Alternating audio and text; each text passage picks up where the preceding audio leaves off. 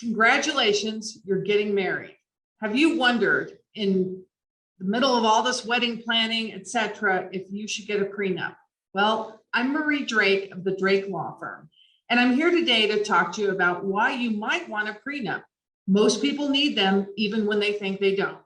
Why do you need a prenup? Well, you need a prenup if you have any assets at all. It's also a good idea to disclose all of your assets and all of your debts prior to getting married. A lot of people don't do this, and sometimes there's some shock value to finding out what's really on the asset and debt spreadsheet of your loved one.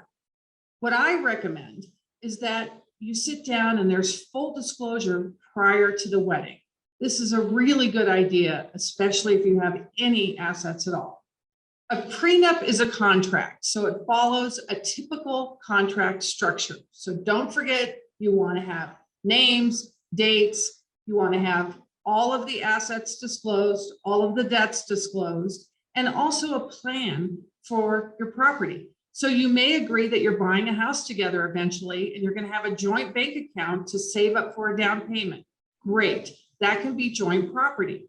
But if you have, say, an inheritance from Uncle Clarence, you may want to keep that in a separate account, but disclose it to your spouse so that she or he knows that Uncle Clarence left you $40 million. Sometimes that's important to disclose before a wedding. In addition, a prenup can help you talk through some of the financial decisions you'll make as a married couple before the marriage, because as we all know, money issues can be a huge source of conflict in a relationship, married or not.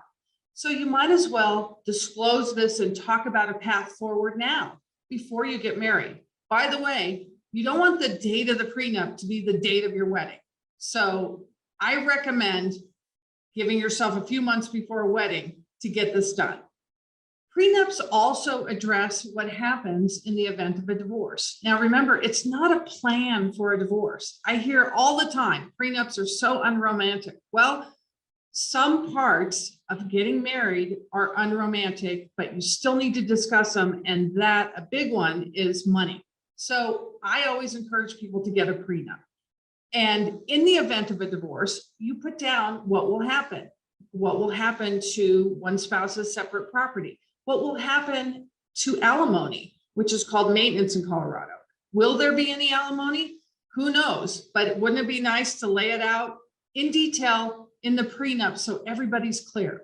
I've seen so many divorces over the course of my career where a prenup would have solved everything except the children, because you can't really talk about the children in a prenup. The prenup is just about assets and debts, maintenance, and attorney's fees. Colorado follows the Uniform Act on Premarital Agreements and Marital Agreements. And with that comes a list of rules, including full financial disclosure on each side and preferably representation on each side.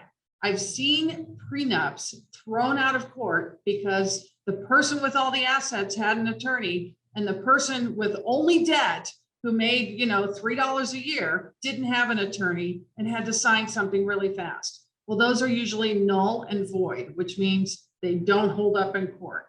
In addition, if someone put a gun to your head and said, sign this, usually those are thrown out too, because they were signed under what's called duress, and we don't want that.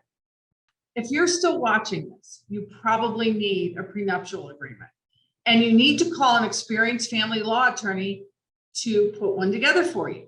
So please give us a call here at the Drake Law Firm, and we'll answer your questions and help you put an agreement together that's fair and where both sides are represented and where it's enforceable.